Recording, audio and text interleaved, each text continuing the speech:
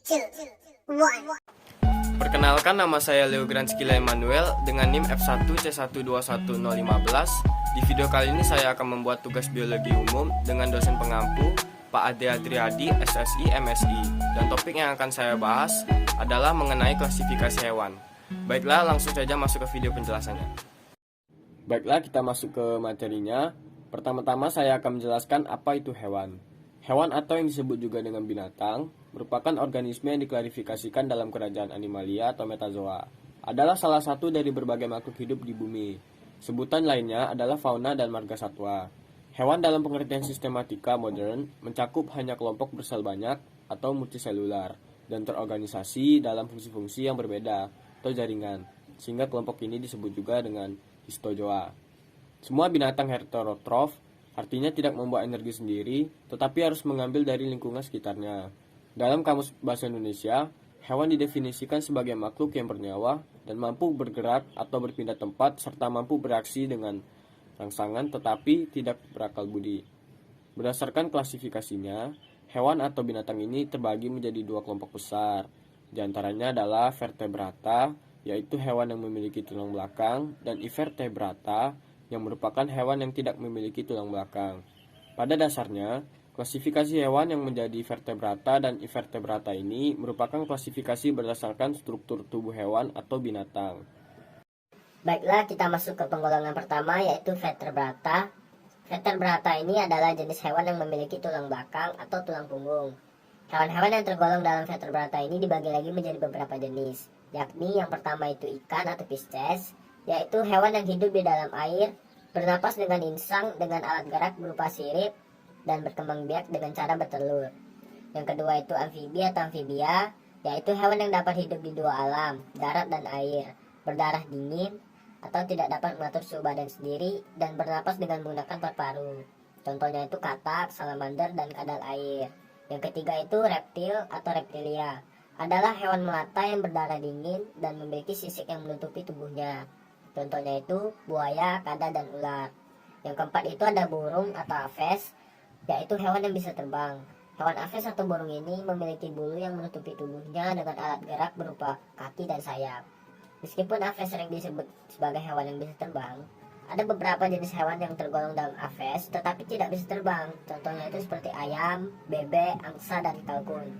Kelima, hewan menyusui atau mamalia, yaitu hewan yang memiliki kelenjar susu atau betina yang berfungsi untuk menghasilkan susu sebagai sumber makanan anaknya. Hewan mamalia pada umumnya adalah hewan yang berdarah panas dan bereproduksi secara kawin. Hewan menyusui atau mamalia ini ada yang hidup di darat dan ada juga yang hidup di air. Contoh hewan mamalia yang hidup di darat, contohnya itu seperti sapi, domba, monyet, rusa, kuda, dan gajah.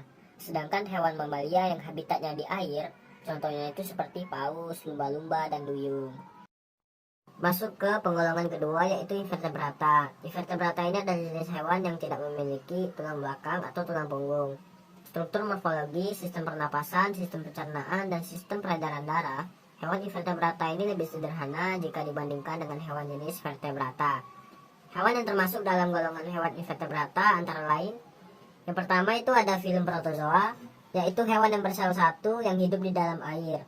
Bentuk tubuh protozoa sangat kecil, yaitu berkisar antara 10-50 m, tetapi ada juga yang memiliki bentuk tubuh hingga 1 mm. Sumber makanan protozoa adalah hewan dan tumbuhan. Berdasarkan alat geraknya, protozoa terbagi menjadi 4 kelas, yaitu kelas Rhizopoda atau berkaki semu, kelas Flagellata atau berbulu cambuk, kelas Ciliata atau berambut getar, dan kelas Sporozoa atau berspora.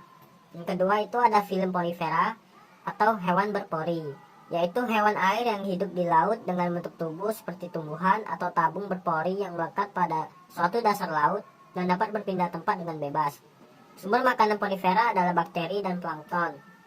Filum porifera terbagi menjadi 3 kelas, yaitu kelas Tortorea, kelas Hexacynellida, dan kelas Demospangia. Yang ketiga itu ada filum Cnidaria, yaitu hewan yang memiliki sel penyengat yang dinamai cnidosit yang digunakan untuk menangkap mangsa dan membela diri. Cnidaria dibagi menjadi 4 kelompok, yaitu Anthozoa atau anemone laut, koral, pena laut, Scyphozoa atau ubur-ubur, Cubozoa atau ubur-ubur kotak, dan Hydrozoa. Filum Cnidaria ini kebanyakan terdapat di lingkungan laut. Filum Cnidaria terkadang dikategorikan sebagai filum Coelenterata karena merupakan hewan berongga yang disebut dengan Coelenteron. Yang keempat itu ada filum Ctenophora, yaitu hewan yang memiliki lubang-lubang kecil atau pori di hampir seluruh tubuhnya. Pori tersebut dapat menimbulkan racun yang digunakan untuk melumpuhkan mangsa atau musuhnya. Meskipun bentuknya seperti ubur-ubur, tetapi filum Coelenterata ini tidak memiliki sel penyengat atau knidosit, seperti pada filum Cnidaria. Filum Ctenophora terkadang dikategorikan sebagai filum Coelenterata karena merupakan hewan berongga yang disebut dengan Coelenteron. Yang kelima itu ada filum Platyhelminthes atau cacing pipi, yaitu hewan yang berbentuk cacing dengan tubuh pipi dan tidak bersegmen. Cacing pipih ini pada umumnya hidup di sungai laut, danau, ataupun sebagai parasit di tubuh organisme lain. Terdapat 3 kelas dalam filum Platyhelminthes, yaitu Turbellaria atau cacing berambut getar, Trematoda atau cacing isap, dan Cestoda atau cacing pita. Yang keenam itu ada filum Nematoda atau cacing gilik, yaitu cacing yang berbentuk gilik. Kedua ujung tubuh filum Nematoda ini berbentuk runcing dan sedangkan tengahnya bulat. Contohnya itu seperti cacing tambang, cacing ascaris, cacing filaria. Yang ketujuh itu ada filum Annelida atau cacing gelang, yaitu cacing yang tubuhnya terdiri atas segmen-segmen seperti gelang dengan berbagai jenis sistem organ yang baik dengan sistem peredaran darah tertutup. Filum Annelida terbagi menjadi 5 kelas, yaitu yang pertama ada Polychaeta atau berambut banyak, Oligochaeta atau berambut sedikit atau tidak ada rambut sama sekali, dan Hirudinea atau menghisap darah. Contohnya itu seperti cacing tanah, cacing pasir, cacing kipas, dan lintah.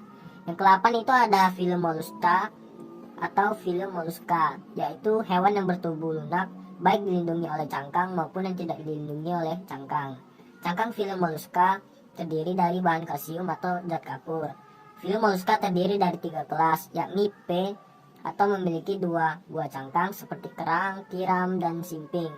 Gastropoda atau siput, baik yang bercangkang ataupun tidak. Celapopoda, gurita, dan cumi-cumi. Scapopoda, dan Ampineura. Yang ke-9 itu ada filum Arthropoda, yaitu filum bertubuh segmen yang biasanya bersatu menjadi 2 atau 3 daerah yang jelas. Anggota tubuh bersegmen, berpasang, dan simetri bilateral. Filum Arthropoda juga dikenal dengan sebutan hewan berbuku-buku. Filum Arthropoda terbagi menjadi beberapa kelas. Di antaranya adalah Chelicerata atau laba-laba, tungau, kalajengking, Irapoda atau lipan, Crustacea atau kepiting, lobster udang, dan Hexapoda atau serangga. Sekian video penjelasan dari saya. Mohon maaf jika ada kekurangan dan salah kata. Saya akhiri, terima kasih.